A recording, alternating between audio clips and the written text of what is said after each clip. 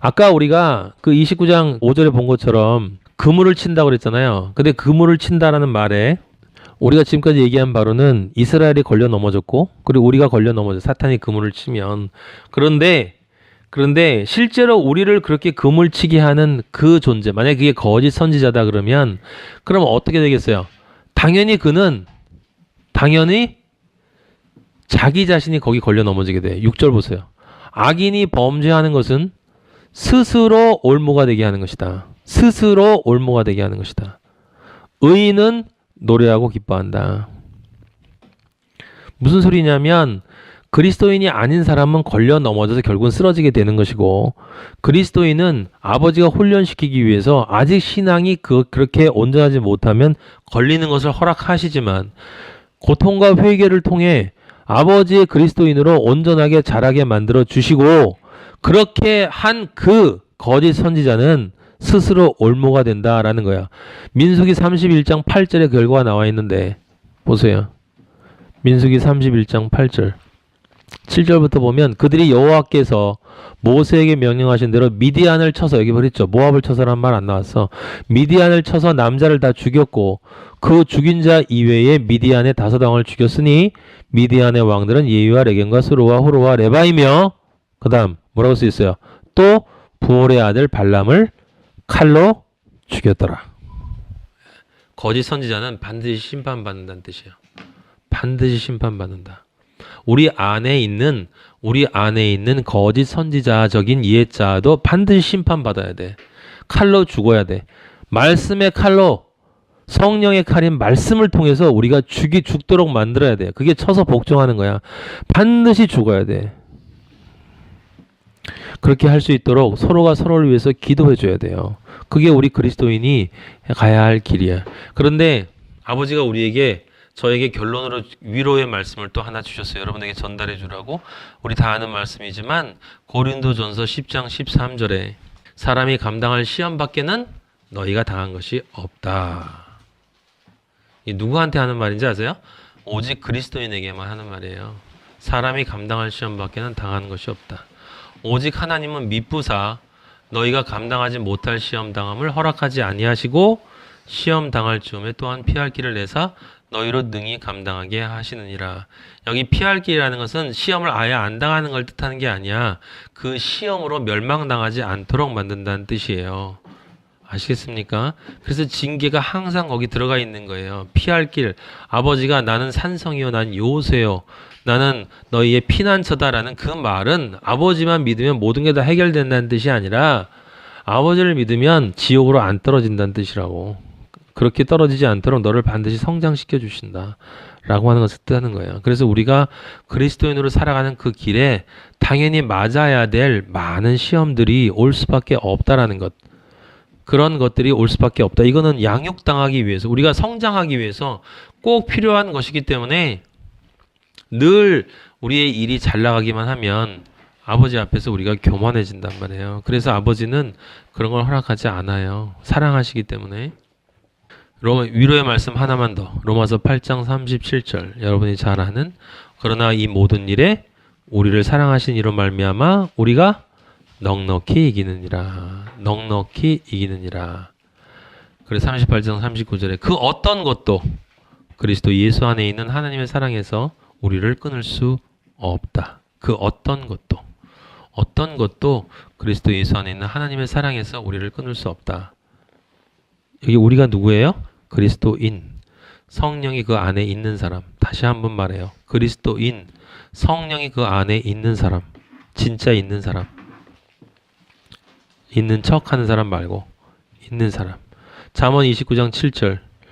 의인은 가난한 자의 사정을 알아주나 악인은 알아줄 지식이 없느니라. 이게 26절하고 같은 이야기죠. 그렇죠. 가난한 자의 사정을 알아준다는 것은 뭐겠어요? 고아와 과부의 사정을 알아준다는 거야. 예. 그리스도인이 맞다면 당연히 우리는 믿지 않는 사람들의 사정을 알게 돼요. 수가성 여인에게 예수 그리스도가 가신 것처럼, 그리고 우리 안에 있는 의인, 내 안에 새로운 자, 예수 그리스도가 만들어진 새로운 자아가 내 안에 있다면 당연히 내 안에 내 영이 가지고 있는 근본적인 가난함, 아버지의 말씀을 정말 갈급하는 그것을 알기 때문에 어떻게 해요? 지혜를 추구한다 이 말이에요.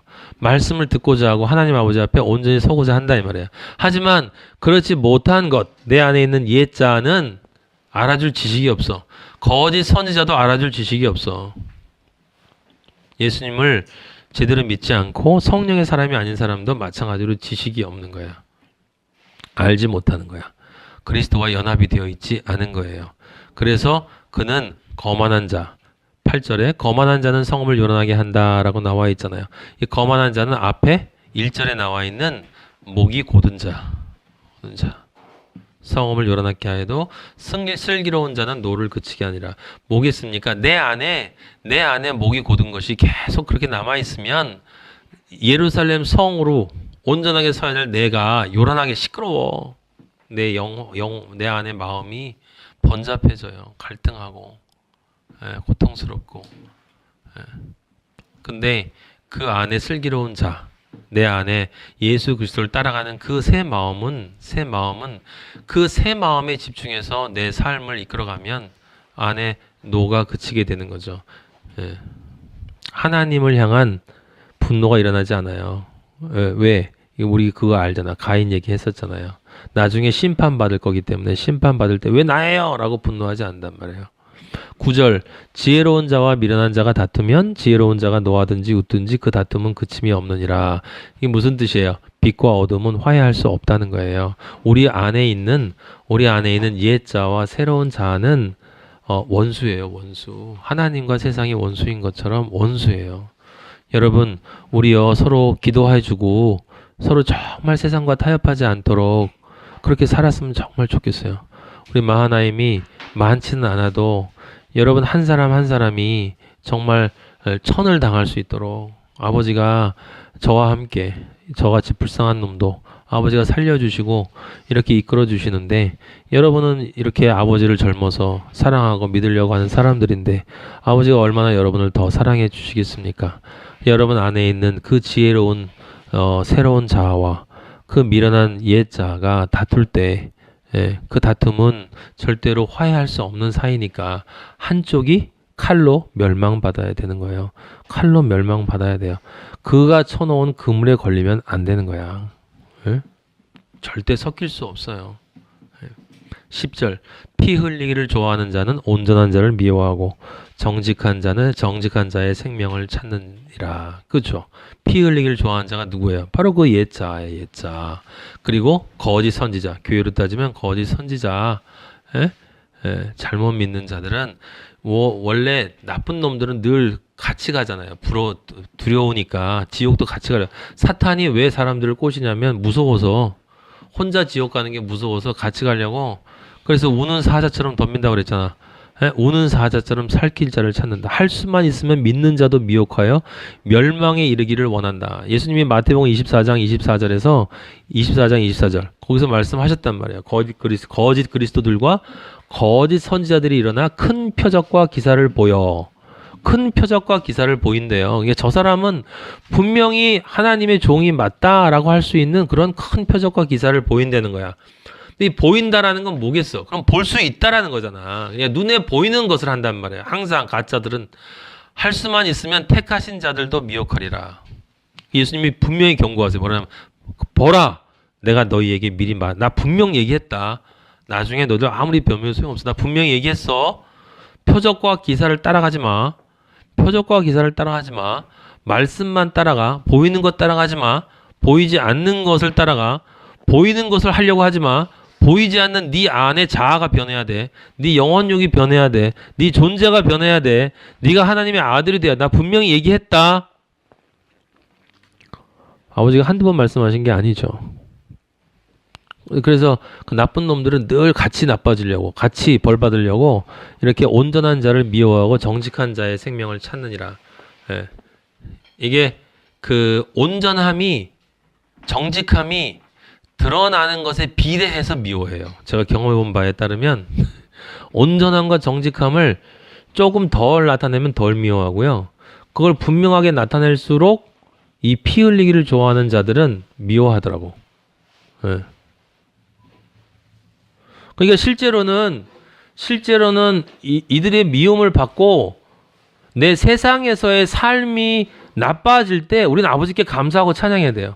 아, 드디어 아버지, 제가 그리스도인으로서 살아가는 모습이 증거로 나타나고 있군요. 내 삶 속에서. 그럴 때 기쁨이 엄청 밀려와요. 예? 그 조금 지나면 또 걱정돼서 또 하지만 그래도 이 길이 아버지가 나를 사랑하시는 그 길을 내가 온전하게 가고 진리를 정확히 전해서 겪는 것이니까 그건 당연히 아버지가 기뻐하시는 거니까 좋다라고 하는 그 기쁨이 있다 이 말이에요. 그래서 바울도 그랬잖아. 가능하면 결혼해도 괜찮고 결혼 안 해도 괜찮은데 가능하면 결혼 안 하고 살아라. 결혼하면 그 아픔이 있다. 우리는 늘 경험해요, 마리아랑. 왜냐하면 애들을 낳았기 때문에 키워야 되거든. 그러니까 인간적인 본능이 있기 때문에 아이들을 아끼는 마음이 있으니까 온전하게 아버지에만 집중할 수 없는 부분이 분명히 있어요. 근데 그것도 아버지가 허락하신 거기 때문에 그 상황에서 아버지에게 집중할 수 있도록 나를 변화시켜야 되는 거야. 그렇게 해서 아버지한테 아버지가 주신 상황에서 내가 아버지를 향한 온전함으로 최선의 노력을 다하면 그럼 아버지는 아시는 거예요. 얼마만큼 했다가 중요한 게 아니다 이 말이지. 29장 11절 어리석은 자는 자기의 노를 다 드러내도 지혜로운 자는 그것을 억제하느니라. 우리는 당연히 알고 있어요. 어리석은 자는 자기의 노를 다 드러내요. 지혜로운 자는 그것을 억제합니다.